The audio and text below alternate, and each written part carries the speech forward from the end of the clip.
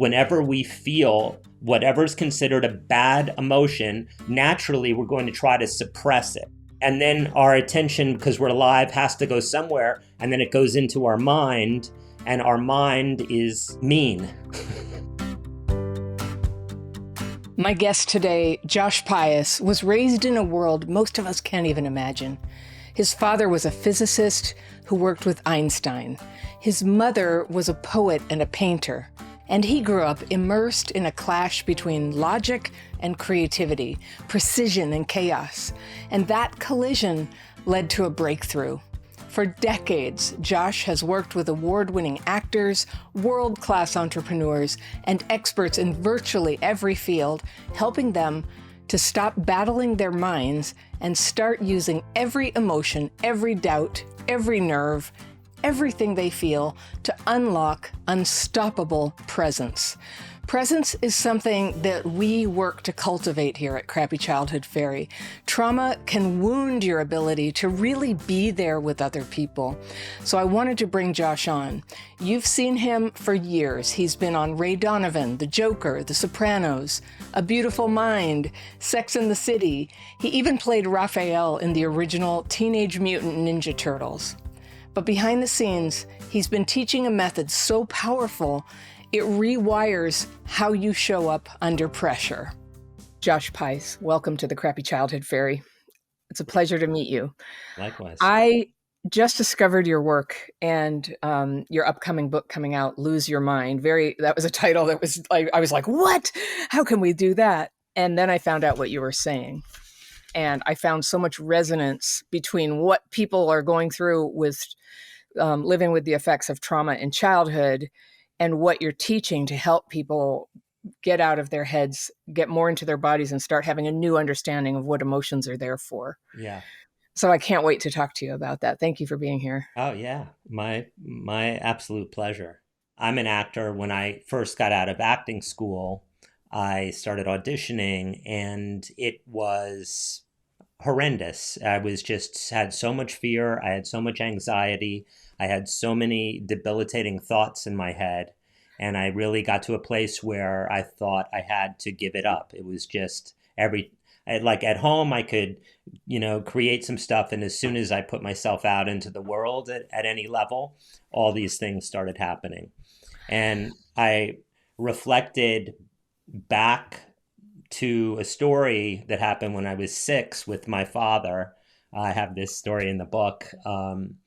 And I didn't know, when I was 6 years old, I didn't know what his job was. And he had this floor to ceiling blackboard, and he would do these, with chalk, do these enormous things that he called calculations. And then he'd rub some off with his shirt and keep going. And I knew what other kids in New York, what their dads did, and, bus drivers or drug dealers or school teachers, just normal kind of New York City dad things. And when I asked him, I kind of had to pin him down. I felt like I was pinning him down. I was like, what do you do? What is your job?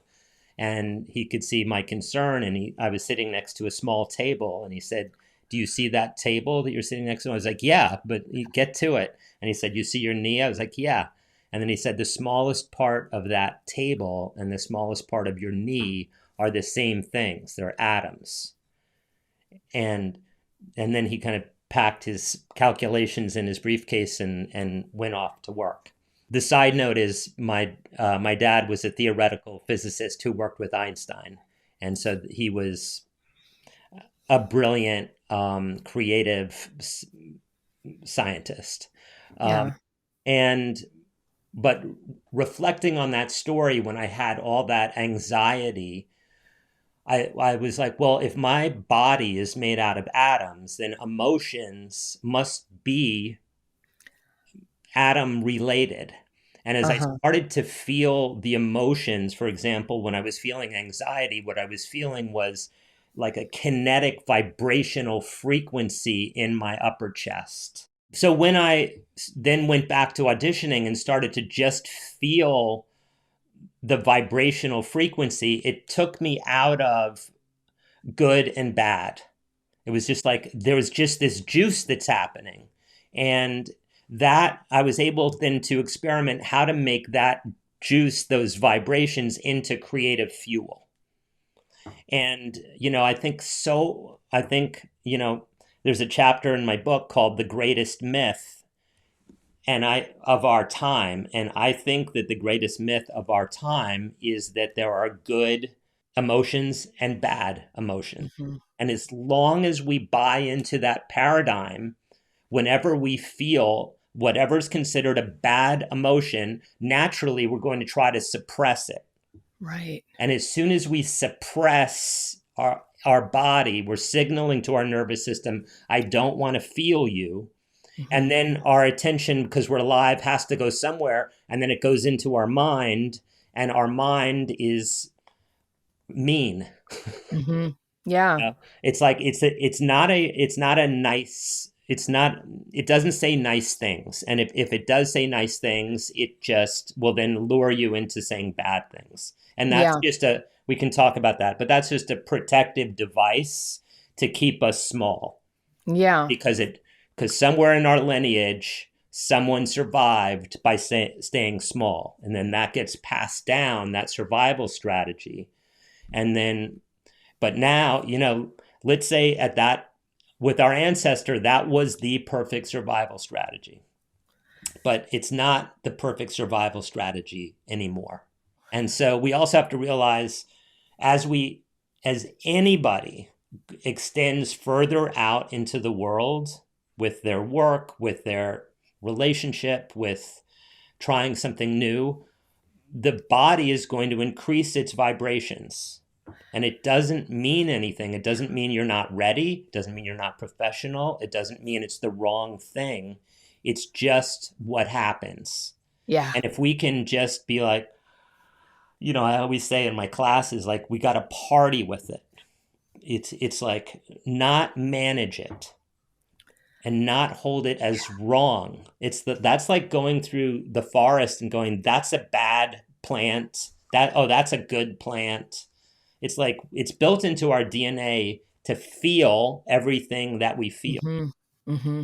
My point of view, we have to increase our tolerance for our experience, not manage it. And Right. I know there's a lot Yeah, in I with agree with you. you, yeah, on the managing. Yeah, and manage, even the word manage is a little bit strict. And Yeah, for myself, oh, I wish I had been able to read your book when I was 14. I, I was a theater kid, and I lived in Tucson, Arizona, where there was very little theater, certainly not roles for kids. And I had no idea. I had these like hippie parents who were very like sucked into their own problems and weren't really paying attention. Like, how would a theater kid sort of figure things out and practice her skills? But there was a musical theater somewhere, and I took the bus to the musical theater and auditioned for a role, and I sang a song. I sang "I Am 16 Going on 17." And it was all I could do not to pee on my shoes. It was all I could do. I was shaking so bad and I couldn't get my voice out. And it was so humiliating. And it wasn't like me. I yeah. was I've such a delightful, expressive kid, but that I've it's been just, there. I've been there. yeah. I know all about it. Yeah. And then I didn't do it again. Right. Yeah. I thought, well, Yeah. I can't do that. Yeah. Yeah. So life has helped me a lot, but to figure out what to do with that feeling, what to do with it. But I had never heard that I, when you say it, it makes total sense to me. Like I recognize the feeling, but I've never had that frame for me that it's just energy in your body and it's moving around and It it's is. okay. Yeah, it's just what it is. It's not good, it's not bad. It's Yeah. just, this is, on some level, my book is about living in a human body, and it vibrates and Yeah. it generates, and nothing against, psychology or anything, but there's a lot of information out there that if you're feeling this and you call it and give it a name like nervous or fear or anxiety, Hmm. that then there's something wrong with you that needs to be fixed. And then that ends up, as we were talking earlier, like that ends up putting you in your head. And it's like, there's something wrong with me and this is bad. And then that just stagnates this natural flow. Like the body is constantly generating new information, Yeah. whereas the mind is generating the same narrative repeatedly. What I love about your approach is that it's sort of like open-minded about where all of this is going. And I love that because I know for myself and what I teach to my people who had early trauma and are just trying to free themselves up from that whole identity, that whole rigidity of their reaction to things, is that you don't have to know where it's going. In fact, it's better not to know. I call it like grabbing it by the horns. I'm going to take my emotions here. I'm going to create this state that's the right state, and then I'll be able to do it. I've had this glorious experience of that. I can release it, Hmm. and then the natural feelings just come at it right sized. Yeah. And the more that we follow this Yeah. train of sensation, Yeah. the quieter this becomes. Hmm.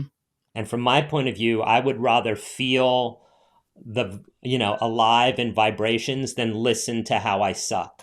Oh my gosh. I And mean, it drives people to the worst things that have ever been done by humans, absolutely. including self harm. And Absolutely. Addiction, yeah, domestic abuse, war, like yeah, all of it is because we don't know how to live in our body. And as a result, all these other behaviors develop because there's this great myth that I'm feeling the wrong thing. There's something wrong. I have to fix it. I have to, I'll ingest this and maybe that'll make it different. But there's it's really this is, as I said, this is what it's like to live in a human body, and it's a great party if we just hold like, okay. yeah, And sometimes it's intense, sometimes it's like going over a roller coaster, but yeah. it's just vibration. It's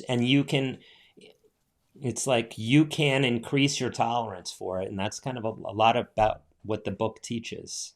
Okay, I got to ask. So I grew up in a commune. I read you grew up in Alphabet City with a artist mom who had performance art in the living room with people who were on drugs, and there were junkies on the front steps, and you had to walk them up and down the block so they didn't die Yeah. as a kid. And I was like, did that affect you? Of course. Um, Yeah. how did it affect me? I mean, at this point in my life, I just feel like all of it was like absolutely perfect. It just Hmm. taught me everything. And as an actor, like being exposed to this wide swath of people, you know, and Yeah.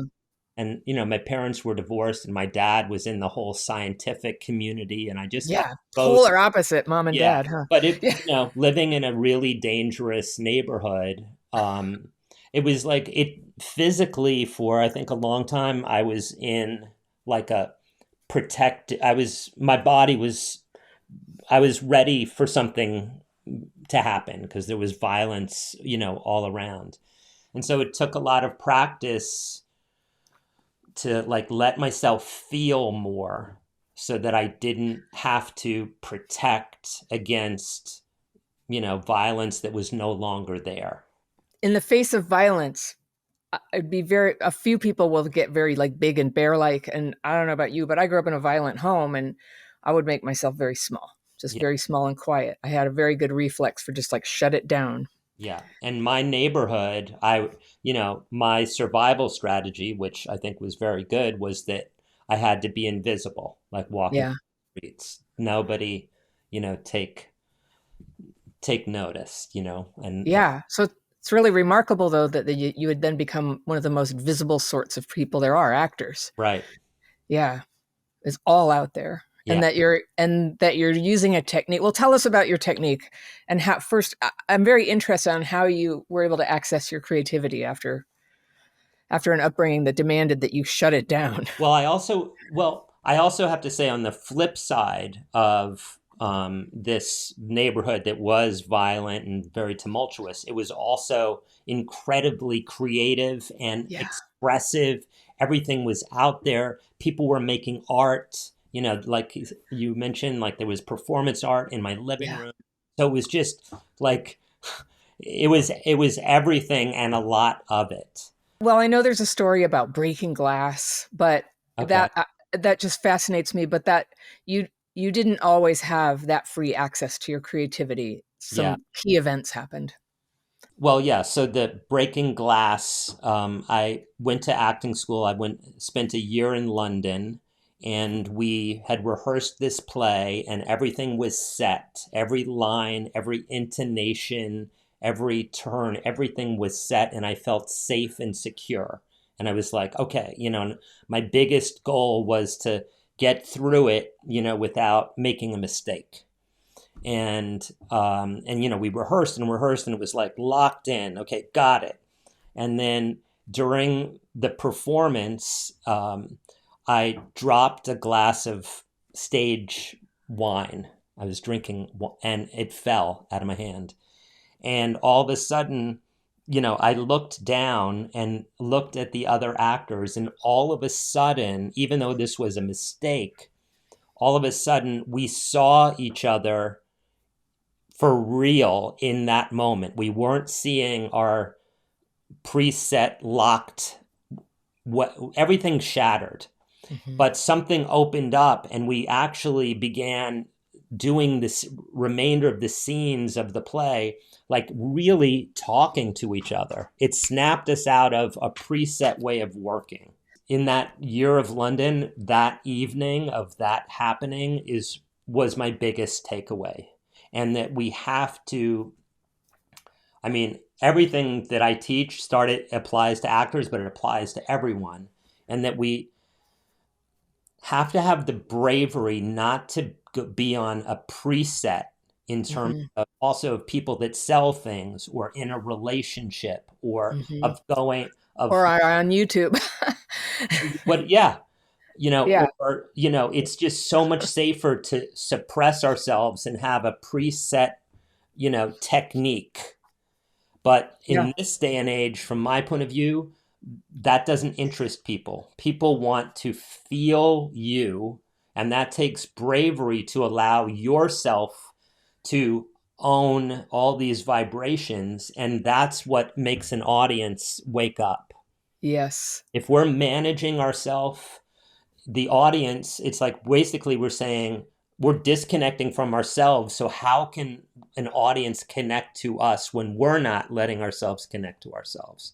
And the more we connect to all this, the more the channel of communication and reaching people opens up. Yeah. And in the Yeah. beginning, it's scary because it's much safer to be shut down. But as we open up, initially it's like, whoa, but then like you cross this little threshold, and then it becomes fun, and then life becomes like juicy and alive and spontaneous. Yeah. And something real can happen. And Yes. isn't that what we're so sad about? Like, just there's just not enough real life. That's Yeah. like the feeling of life passing you by. It's the worst feeling. Yeah. Yeah. But we And have access, I think it starts with tuning into the body. I mean, I have four access points to yeah, presence. to talk about that. It's the most clear explanation of what presence is. There are four access points, and when you play with any combination of them, and sometimes you need to play with all four, it will 100% of the time bring you into the present moment. And so, since we've already been talking about the body is one of the access points. And Hmm. feel, and if you're listening or watching, you can just tune into like, what is the energetic pattern in your body right now? Like, feel where things are moving. For me, like there's like kind of right in the center of my chest, it's kind of like bubbly, like it Uh-huh. feels like that energetically. My stomach's a little spinny. Um, so just feeling this information, and basically what these four access points, we're not trying to get out of our thoughts because they're going to just continue, but we want to shift what we listen to. And so by increasing your awareness of your body, that's a big shift. Hmm. Another thing is to take in your immediate environment. Very often when we enter a room, enter an environment, we check for familiarity and safety, and then we tune out and don't see it anymore. Hmm. And but by connecting to what is there and seeing what's in front of you in terms of color, shape, texture, lightness, and darkness, almost seeing how a baby or a dog would see, like literally seeing what's there.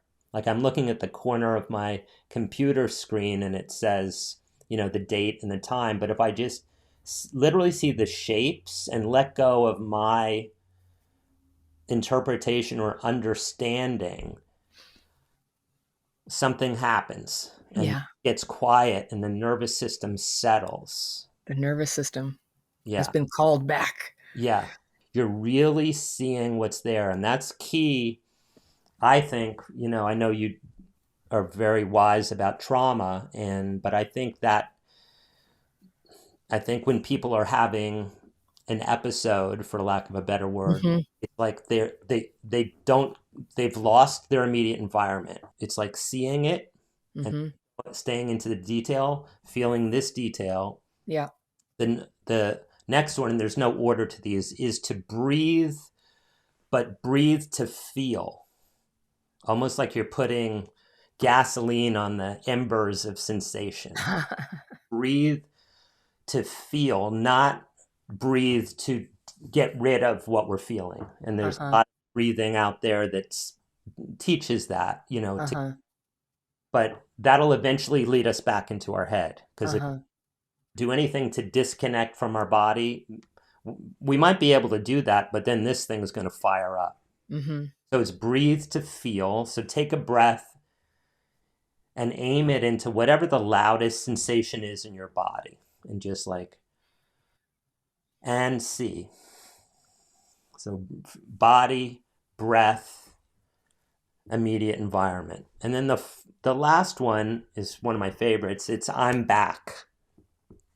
And that is, as soon as you're aware, you might be in a conversation, you might be anywhere, and all of a sudden you realize that your mind has pulled, you haven't heard anything that's been said. Hopefully Yeah. that happened for somebody listening today.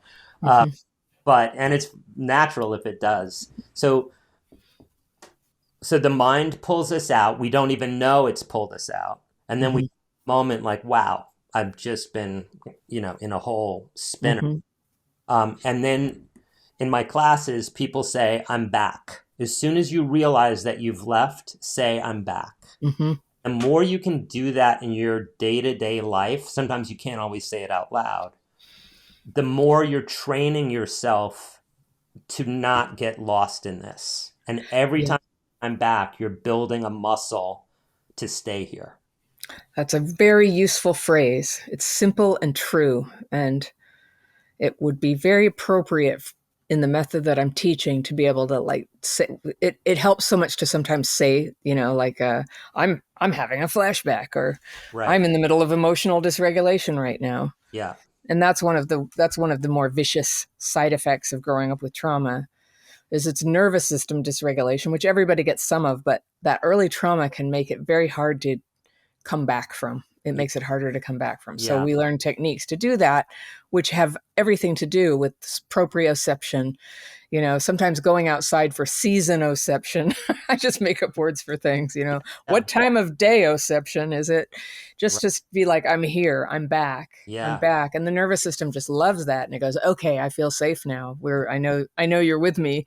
I know you're watching out for me. Right. And you can kind of come back on. I'm really trying not to use computer analogies, back online or wired. There are no wires.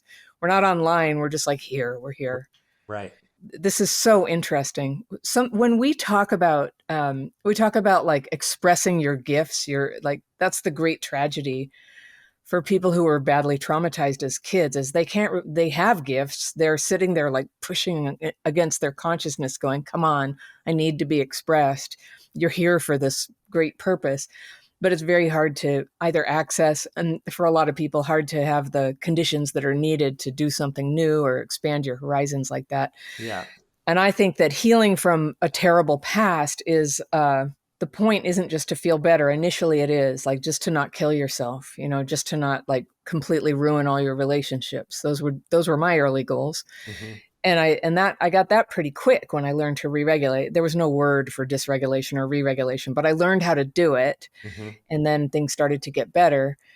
But what I've discovered over the last 31 years of doing these techniques to keep re-regulating my nervous system is that it then becomes possible to like detect. It's like, I see a red flag over there, or this is hilarious. Yeah, I can suddenly like feel the environment I'm in and Mm. come out of it. It's almost like it's a membrane around you or something. Right. And so I think back, I feel a little bit of sadness talking to you because I'm just remembering myself and all my talent at the time, when I Yeah. was living in LA in my early 20s, and how much it got, I got chronic fatigue. Yeah. I got just completely like brought down. I had a fever for a year. I couldn't work, Yeah. and nobody knew what it was back then. It was the 80s. Right. And it's taken me a very long time to sort of equilibrate and come back to my creativity with Yeah. this. And I've sort of intuited some of these things, but I'm just so delighted to hear it put so succinctly. I think this is a great book. Oh. Obviously, I mean, so many people have come to you for coaching with it. Regardless of our past, regardless Yeah. of anything, as I was saying before, we just have to know, like, as we step further out, there's going to be more vibration. Yeah. Just to be gentle and just to like feel it non-judgmentally, like just, Yeah.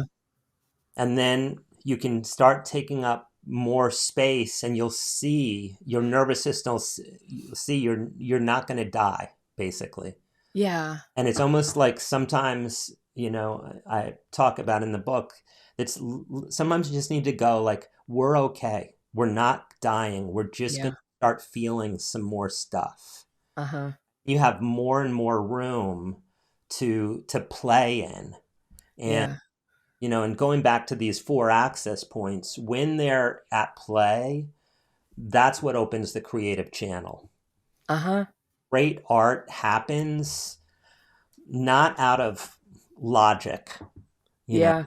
Could be a logical person that does it, but it's in these moments where everything's connected and it's just comes through. And that's what creative invincibility, the Yeah. subtitle, the path to creative invincibility. And that is so that no matter what you're feeling, Uh-huh. no matter what thoughts are in your head, you can do your best work. And that's what the book teaches. It's a radical thought if you're terrified of what other people think. I mean, I can't I would Well, imagine for any. if you're terrified of what other people think, you Yeah. have to recognize that's a thought. What? Mm-hmm. It's not, you're not, because your body doesn't know terrified of what other people think. Like, where in your body is terrified of what other people think? Oh, okay. Tell me more about It's this, a, thoughts versus feelings. well, it's so key to Yeah. recognize the difference between a thought and a body sensation. So, I mean, take imposter syndrome. Uh-huh. It's like, from my point of view, imposter syndrome is a combination of your mind saying you're an imposter, you're an imposter, you're an imposter. Here's the proof that you were an imposter. You can't,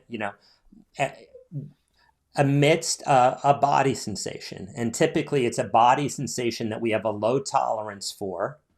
And then we suppress it. And then we listen to like, I'm an imposter. I'm an imposter. The positive in when your mind is dropping crap is that if you can not listen to the content, but just the fact that your mind is chattering like that is Mm-hmm. an indication that you've probably are barely breathing. You're probably not connecting to your immediate environment and you're not connected to your body. And Mm-hmm. so if you can I can now catch it pretty well. If my mind goes off, instead of I being pulled into a mental drama, it's like I'm back. It's like trying to pull me away. Mm-hmm. The content is irrelevant. There's a part of our brain that's designed to keep us in a mental drama. That's why I'm back is mighty. Yeah. And it's like, And you might be I'm back, and then your mind is like, but you probably did I'm back wrong. And it's like I'm back again. Come in here, come in here, come in here. And then the more that you do that, in the beginning you're going to be like I'm back, I'm back, I'm back. Wow, I'm never here, blah blah blah. The more you do it, the more connected you are to what's real. And then when this goes off, it's like so clear, and it makes it so easy to come back. Oh, that's really cool. I think That's it's really, really cool too. yeah. I mean, I feel like telling you it's harder for some of us than others. Well, That can like, I tell you something about that? yeah. So when I'm teaching, if I'm doing a committed impulse workshop, what I teach is called committed impulse. When I'm teaching and talking about this stuff, like, and then we'll take a break, and like invariably, like somebody will come up to me like, I know what you're talking about. I get what you're talking about, but But I'm different. my mind is the worst. And everybody, and that's just your mind telling you that you have the worst mind. Do you know what I mean? It's not, I'll just say, if affirmations work, God bless. In my experience,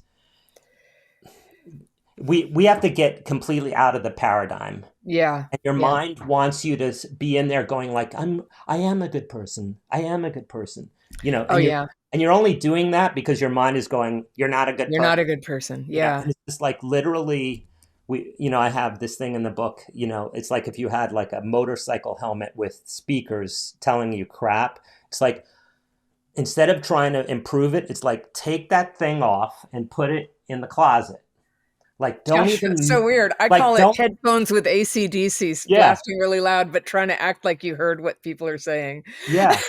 It's just Same like, metaphor. get out of that paradigm. It's no good is going to come out of it.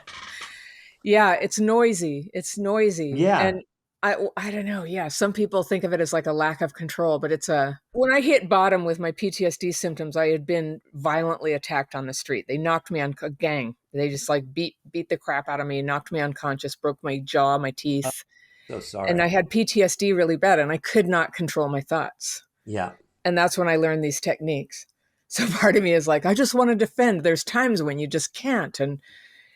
And so I would just say what was so helpful to me is because I was sent to a therapist and I would talk about it, but that would make it worse. Yeah. If I could write it, I could still express it. Mm, And then I could settle down inside and mm, be able to operate again. And right. within 2 weeks, I didn't have PTSD anymore. Wow. I was just like throttled. It was so bad. And I did that a couple times a day. I learned to meditate and my mind became crystal clear. I could sit and pay attention in a meeting for a Mm, whole hour. Nobody can do that. mm, I can't do it anymore. But I could do it then. I like snapped to attention and I was able to start experiencing both my inner self and the outer world. mm. And when you have that information, you can start to like make your life how you want it. You can Yeah. resolve problems. You can notice that you made a mistake. You can tell when something's not your fault. And you can Yes. tell when you're getting sick even. I used to not even have that clue. I would just like push myself forward. I didn't even know I was getting sick. So I was so out of touch with my body. Yeah. But I was going to say this thing about hippie moms. I've always had this aversion whenever people talk about getting in your body. Because our commune, it was like grown-ups having sex on the floor, very weird. And they're like, it's just bodies. Why are you kids so uptight about it? It was totally Right. weird and upsetting and wrong. And, just take your whole nervous system and just be like, do not cross, Right. Right. you freaking hippies out, out of Right. my room. And so that was just part of my wreckage, I guess. So whenever people say get in your body, I'm like, oh, here we go again. This is some Right. scheme where the guru has sex with you. I see. It's like we have these abilities. We have Yeah, these right. abilities to feel our body. We have the ability to connect to what's around us. Yeah, We have the ability to consciously breathe. And they're yeah, there to snap us out of this. We yeah, have it. We have everything we need. right. But over time, like the mind has been put on the sacred pedestal Yeah, as the thing that we should be listening to. yeah. And But the the memories and creativity is in our yeah, body, yeah, yeah, in our mind. Yeah, that's the wow, this is really interesting. It's I'm just like I'm like having realizations in real time here of just like, well, I guess that's what's so tragic when people like hurt kids. You know, that's like the trouble with sexual abuse is it completely shuts a person off from their body. You know, I learned not that long ago one of the ways they figured out that there are health consequences to kids being neglected or abused, that there are surprising health consequences, is they were they were some researchers at Kaiser Permanente and CDC. Okay, Hmm. cited there. Anyway, they they figured out they were studying women who were morbidly obese who were doing sort of extreme weight loss medically supervised, and they would get to some certain point and then they would suddenly just gain it back, and they were trying to understand why would they do that, that's so counterproductive, and they were, you know, projecting their understanding of reality on these the women in their study, and they asked for 1,000 different variables, like, do you do this, did you eat eggs, did you take birth control, are Right. you blah, blah, blah, do you have cancer in your genes, but they asked, were you sexually abused, and 80% had been sexually abused. So there was something that kicked off Yep. in their body, and it wasn't, and the thing what they projected, they this went as gospel for years, oh, they're avoiding sex, but that's not what it is. It could have Yeah. been for a couple people. It causes endocrine changes, Yeah. so that whole need to divorce yourself from your body can't do its job, and it was changing how their body was handling insulin and Absolutely. leptin and hunger and, you know, satiation, um, and so it was never what you thought. But that having to shut your body down out of necessity is like such a travesty. Yeah. And I've always wondered, like, why among all the kinds of abuse is sexual abuse so consequential to Mm. people? And I it's think, not uncommon. we have the ability to shut ourselves down. Yeah, And that's a great ability to have as long as it doesn't become a lifestyle. It's like a right. great ability is that's a great ability to have as long I think Yeah, you're the expert, but I think when something intense happens, we shut it down hmm, and then start developing a lifestyle around yeah, protecting, not opening this thing up. And it's really all, if yeah, we break it down to energy, it's like we don't want to feel these intense vibrations right. because, it feels too disruptive. And Yeah, and so, also too vulnerable. yeah, If you're still living in a weird situation, well, it yeah, but this let's is say, your survival, playing yeah, possum. but also, putting on weight, for Mm, example, is a way to it's a way to manage and not feel mhm. like we Numbing. eat to numb. And Mhm. I could think as the weight starts coming off, I bet they were faced with, am I going to let myself feel some of these frequencies in my body? Yeah, And if you just play with on a physics, it's like something happens, we compress down, and this frequency is in here, and we use a lot of energy trying to contain that frequency. If we don't hold it as good or bad, but if it's a uh-huh.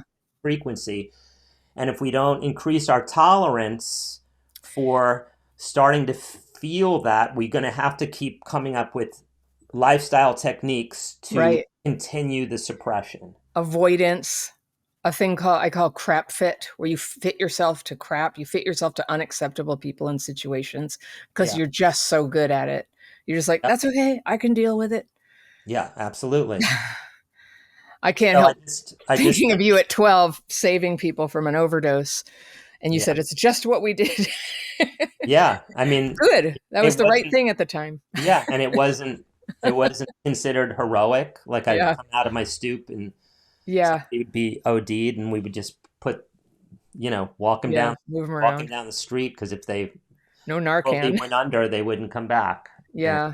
but it was such part of the neighborhood that it didn't. It was just it I've was been to modern day Alphabet City. I know it's a lot better, but it still wasn't yeah. great. It's a hell of a lot better. Yeah, Yeah, it's a lot better. I could yeah, tell you some stories though. yeah. I'm very curious. You've worked with all kinds of people who have different reasons they're blocked up. Like, what are some of the big reasons people need your help? I mean, I think some of the biggest reasons is that they're stuck in their head. Yeah. They're have some form of stage fright, whether Yeah. it's they're actors or, um, we all have the equivalent of facing an audience, Yes. and that can be an audience of one or 10,000 if you're on online, and really training people to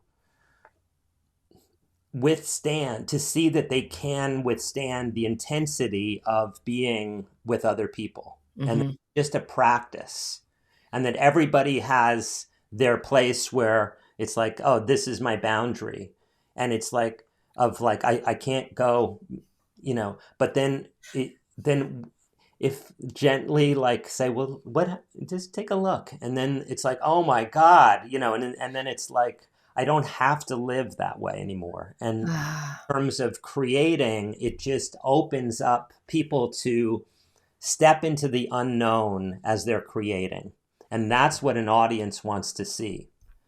In the book, I have a story about going to buy a Prius years ago, and I'd already had a Prius, and I went in and I was like, I'm going to get a black Prius. I know which one I want. And the salesman was just so on autopilot, telling me about the Prius, telling me about no. the Prius, and it was like, I know, I'm going to get it. And he was like, well, this feature you might not be aware of. And it's like, we don't, it's like I went to another dealership because it's Yeah. like, we just nobody want people want connection, and it's so essential to our survival as a species to let ourselves connect with one another, not just online but offline, so that we can see that we're all in this together. And there's been like big incidents in New York City, like floods or 9/11, and after those times, like people are like, they see each other and we're like, we're all in this together, Hmm. and it's beautiful. But Hmm. have to realize it's kind of amazing that we're have a body that we can even talk and pass ideas around. Hmm. Like, we need to have that kind of connection to one another in order to solve the big issues of the day. Yeah. The never ending issues of day after day after day. It's it's in my best moments. In my best moments, I can suddenly see that people are just, not only are they delightful, but everybody's kind of working together in this big dance of cooperation to get Yeah, food on the table and the bus to run and the light absolutely. turns green and I mean, it's pretty miraculous you know, on some level, it's miraculous what is working, like just yeah, those things. yeah, But we all it's also just key that we fire up our creativity, because the solutions to so many issues in the world, yeah, uh, they're available. come through the channel. They're available. It's just so important, especially for children, to like put creativity, at the as the key element. Hmm. Like, make something, do something, anything. I don't know what I would have done without my creativity all my life. I'm 62 years old and I'm finally like totally like my whole life is creative. I make my living creatively. I support my whole family with creativity. That's I'm awesome. so grateful. Yeah. It took me a long time to get free. I was so hung up on thinking I was ugly and just Right. what I don't know. I don't even know what I thought. I just couldn't do it. But that's just, and for everyone listening, we just have to know we've all got really, I've been teaching people, when I'm not in a movie or a TV show for, 30 plus years, and everyone's got the worst mind. Yeah. And that's why we got to lose it. That's a relief for me to hear. Yeah, it's so true. Yeah. And we just have to see it, not buy into it, not go into Hmm. get seduced Hmm. mental drama. Yeah. I don't think we can really be happy until we're fully expressed like that. Yeah, Like that's where the happiness is. I sort yeah, of began that story like first you think that like it's all about like not being sad anymore or not being totally alone anymore. And it is that, but then it's about becoming your full and real self and being able to express yourself. Because Yeah. people have, everybody's got this different sort of series of notes that get played through their creativity. And when you hear it, it's the most beautiful feeling when you hear that creativity coming out of yourself. And I use hear metaphorically, but it is like a vibration when it's coming Yeah. out. There's like this. I've had many art forms. Today it's making videos, but I remember the day when I realized you could basically throw me any topic. Mm. I used to do improv, for Right. years. That was very good training for this. But you can throw me any topic and I can just riff on it. And it's this Oh, pleasure, to just do it without any kind of, yeah. to just access the intelligence that's here, but the presence of, to be in real time, Yeah. rather than just, yeah, I know what you mean. It's real time. And I was just talking to a priest actually about this, that truth is in reality, and true, your relationship to reality is where you are able to like apprehend truth. That's where you can recognize what it is. Mm. It's your mind interacting with reality. Mm. And I've been thinking about that for days. My mind interacting with reality is where truth is. Mm. It's, yeah, and it's a pretty deep thought. I'd have to say more about it to say, but that's not the Right. same as saying that we all have a different truth and it's all true. But because I don't agree with that, it's either Right. it's true or it's not. Yeah. We're figuring it out through with our minds. Yeah. So And you'll can I get different. say one thing just about sadness? Yes. Um, is that, and this took me a while, but if you stay with the purity of sadness, Yeah. like it can might be a slight heaviness in the upper body. That's how a lot of people experience, like almost like the atoms are coming Mm-hmm. downward, and time tends to slow down. Mm-hmm. But if you can relish in that and breathe and like groove on the, like it's almost the poetic beauty of sadness, like just like like groove on sadness. It's like then you can let it'll move through. Mm. Not bad.